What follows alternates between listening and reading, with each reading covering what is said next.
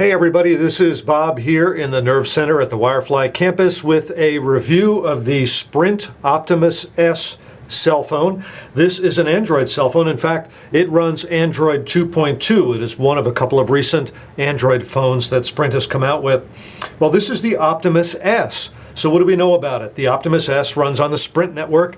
Sprint, of course, uses CDMA as its standard, and this phone is capable of EVDO Rev A speeds. And with EVDO Rev A, you can get data speeds as high as 2.5 to 3 megabits. On this phone, I haven't gotten nearly that high, but if you're in a good Sprint area, you should easily get higher than 1 megabit, which is pretty good. As you can see, the Optimus S has an LCD screen. It has a resolution of 320 by 480 pixels, and the size of the screen is 3.2 inches. Now, this is not a slider phone. This is just a smallish phone that easily fits in a pocket. Let's first take a look at how it compares size-wise with a credit card. So there's a credit card. As you can see, the Optimus S is a little bit wider than the credit card and a fair amount longer. So let's go ahead and compare it with a couple of other current phones. This is a Droid Incredible that runs on Verizon. As you can see, the Droid Incredible has a larger screen. It's got a 3.7-inch screen. It also has higher resolution, but you pay for that with some extra length. It's a little bit longer, and the corners are a little more squared off. On the Optimus S, the rounder corners just might be a little more pocket-friendly. Here's another Sprint phone that's come out recently. This is the Samsung Transform. Now this has got a screen that's 3.4 inches, I believe. It also has about the same resolution as the Optimus S. I think it's 320 by 480, but the Transform is a thicker phone because it has a slide-out keyboard. So it's thicker and heavier than the Optimus S.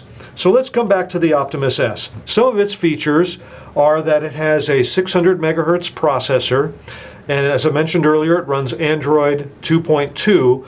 On the back of the phone, there is a 3.2 megapixel camera. There's no flash. That reflection there was from a little shiny sticker there. So there's no flash, LED or otherwise, to go along with the 3.2 megapixel camera. It will do video of what would be called VGA quality. That's 640 by 480. Let's take a little look inside the phone. Inside, there is a 1500 milliamp hour battery, which is a pretty big battery for a phone the size of this. So hopefully that battery will translate into long talk times and long operability times. Looks like we didn't take a piece of plastic off down there. Okay, the cover goes on very easily and off. And taking a tour around the phone, this is pretty convenient. This is a dedicated camera button, very nice to have.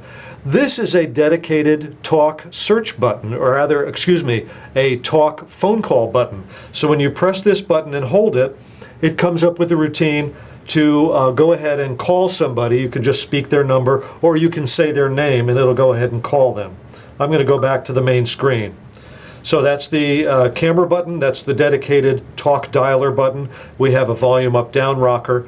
On top we have the on-off switch, a standard 3.5 millimeter audio jack. And on this side, we have something that many phones don't have these days, and I like it a lot, and that's external access to the included micro SD card. This comes with a included 2 gigabyte micro SD card. As far as memory on board the phone itself, the Optimus S has 140 megabytes of onboard RAM. So 140 megabytes of onboard storage, plus it comes with the 2 gigabyte micro SD card. It will handle up to a 32 gig micro SD card. And on the bottom is the standard micro USB port for charging and data interchange. So I've kind of loaded up a bunch of things here on the Optimus S. So let's go ahead and take a couple of things. First of all, it comes with a pretty nice navigation app. A lot of Android phones have the same app, but I'm going to go ahead and speak my destination and we'll see what happens. Burger King. So now it's going ahead and figuring out the nearby Burger Kings and how to get there. So this is the Google navigation application, and it just took a few seconds, and there we have the local Burger Kings. I can press on one of those and it'll automatically call up the map on how to get there. It's 3.4 miles away from where I am. So that's one nifty application that the phone comes with. Another application that it comes with, of course, I took some photos, and it has a pretty nice operating photo gallery. I'm going to go ahead and touch that to open, and go ahead and open. These are just some pictures that I took at my desk today. Initially they come up with very poor resolution, but it quickly resolves into a much nicer picture. A couple of phones on my desk and part of my computer screen, and you can drag these from side to side. And as you look, I've got two pictures that are more or less the same. Well, I guess that I like this one the best. So I'm going to go back to this one and delete it. Just touch it, and it brings up the delete key, and I can go ahead and delete that photo. So now there's just the two photos on this, 1 and 2. And if you have a bunch of pictures, you can do a nice touch and drag slideshow from shot to shot. So that's a pretty convenient feature. Now, the next thing I'm going to do is I'm going to run the Quadrant speed test here on the Optimus S.